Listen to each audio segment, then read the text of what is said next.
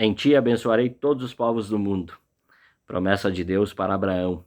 Você já ouviu a respeito da história de Abraão? Conhece os pormenores da história de Abraão? Me acompanhe nesse vídeo, serão breves minutos para falar para você sobre Abraão, uma jornada ao coração de 3 grandes religiões. Antes, inscreva-se no canal, compartilhe esse link aí para mais e mais pessoas, para que elas também possam se inscrever e, vez ou outra, aprender alguma coisa sobre a palavra de Deus. Vamos lá? Abraão, uma jornada ao coração de 3 grandes religiões. Assim escreveu Bruce Feiler no seu livro. O livro tem esse título. Mas eu não quero falar sobre o livro, eu apenas me apropriei do título desse livro para introduzir o assunto para você. Porque Abraão simboliza a fé de meio mundo, literalmente falando, Abraão simboliza a fé de meio mundo. O mundo é composto por 13 milhões de judeus. O mundo ele tem 1,6 bilhão de muçulmanos. O mundo tem 2,18 bilhões de cristãos. Para os judeus, para os islâmicos e para os cristãos, Abraão é modelo e a própria definição de fé. Querido amigo, querida amiga, as 3 grandes religiões monoteístas, judaísmo, islamismo e cristianismo, elas reconhecem Abraão e têm Abraão como sendo o seu fundador. No entanto, cada uma dessas 3 grandes religiões caricaturiza Abraão de uma maneira.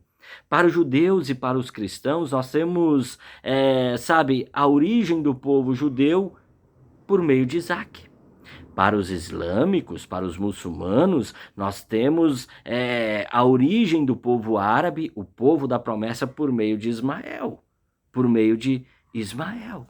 Então, para os muçulmanos, nós temos Abraão, Ismael, tira Isaac daqui. Então, Ismael, Moisés e Maomé. Para os cristãos, é Abraão, Isaac, Moisés, Salomão, daí Cristo. Olha só a diferença. Aqui nós vemos a diferença de 2 dessas 3 grandes religiões. Enquanto lá no Alcorão, Abraão ele é mencionado 25 vezes, na Bíblia, na palavra de Deus, Abraão é mencionado 234 vezes. São 14 capítulos dedicados à pessoa, à história de Abraão. Começa em Gênesis capítulo 11, versículo 27, até o versículo 11 do capítulo 25 de Gênesis. A Bíblia narra a história de Abraão. O Alcorão, que é de Maomé, que é dos muçulmanos, que é dos islâmicos, o Alcorão interpreta a vida do patriarca. Olha só, a Bíblia narra a história de Abraão. O Alcorão interpreta a vida do patriarca.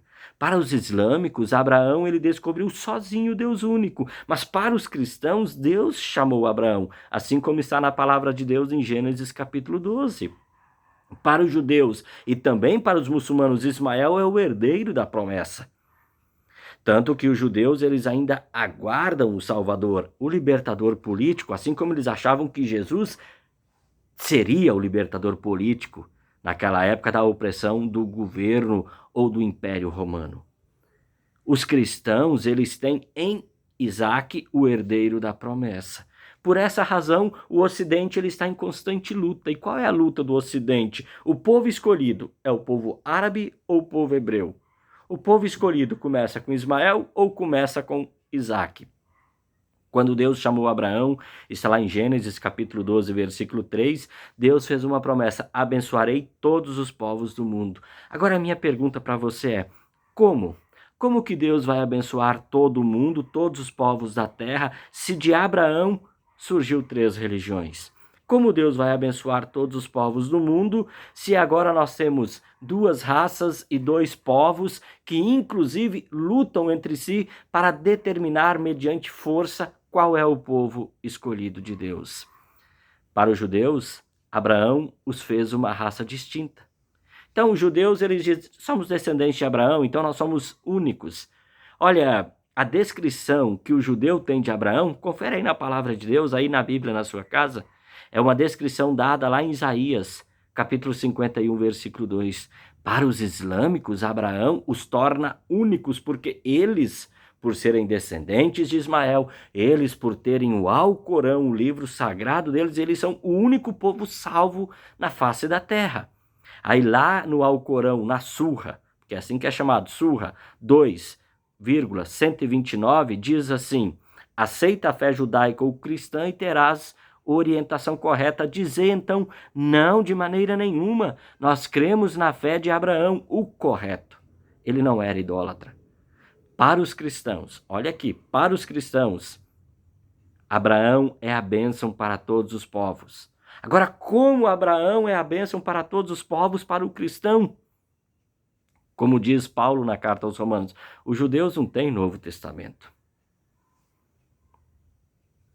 Os islâmicos não têm a Bíblia como sendo a sua norma.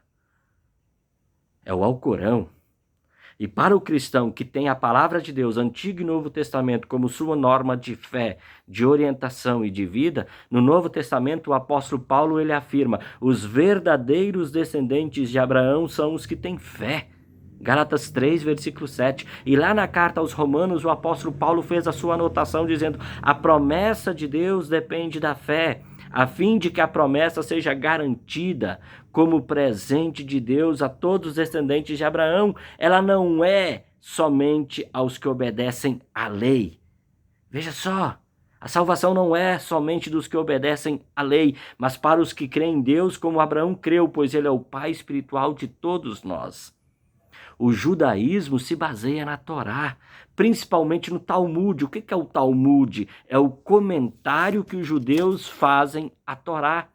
O islamismo tem como seu livro legítimo o Alcorão e considera a Bíblia, a palavra de Deus, como sendo um texto corrupto. No entanto, aceita algumas pequenas partes sobre a história de Abraão, somente sobre a história de Abraão.